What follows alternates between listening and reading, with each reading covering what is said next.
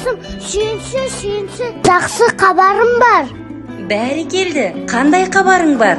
Арақай, апам бем сізден бүпері болыпты. Бәрі келді. Отағасы, осы ауылда оң қолынан өнер тамған ұстасы екеніңді өзіңге білесің. Ендеше бүгін кереметтей жаңалық естіп жатырмыз. Өмірге жиеніміз келіп жатыр екен. Ендеше сол жиенге арнап кереметтей бесігіңді дайындасаң. Ал әкесі, сіз кереметтей бесік дайындасаңыз, мен сол бесікке арнап бесік жасау дайындайын. Жөн бәйбіше, айтуың орда. Олай болса, тау дастарханның әуелі асын қайырып, батасын берейік, содан соң іске кірсек, иә? Әрине. Ал, басыңа бірлік берсін, асыңа береке берсін, дастархан қайырлы болсын. Аллаху акбар, әмин.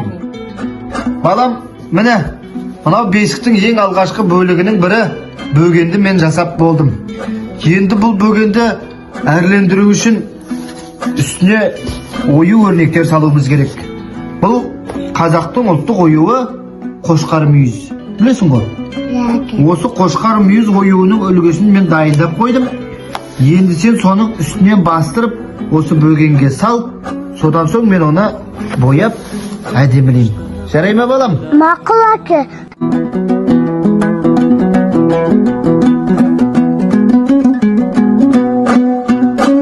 Бесіктің құрылысы балам 9 бөліктен тұрады. Ең әуелі балам, міне, арқалық деп айтады, бел ағаш дейді, осы. Одан кейіні, мынау екі жаны дөңес келген екі ағаш, бөген деп аталады балам. Мынау нәресте жатқанда құлап кетпес үшін арнайы екі жанында осындай жақтауы болады. Мынау табаны, бұны қазақта жорға деп атаған. Мен өскенде сіз сияқты ұста боламын. Ой, айналайын. Жарайсың балам.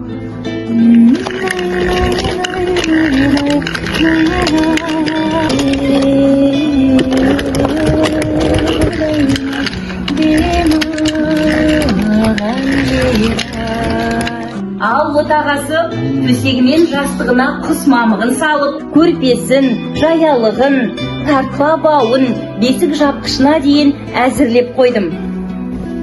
Ел болам десең, бесігіңді түзе деп атам қазақ бекер айтпаған екен. Бесікке жатқан баланың бойында сабырлық, көркем мінез болған екен.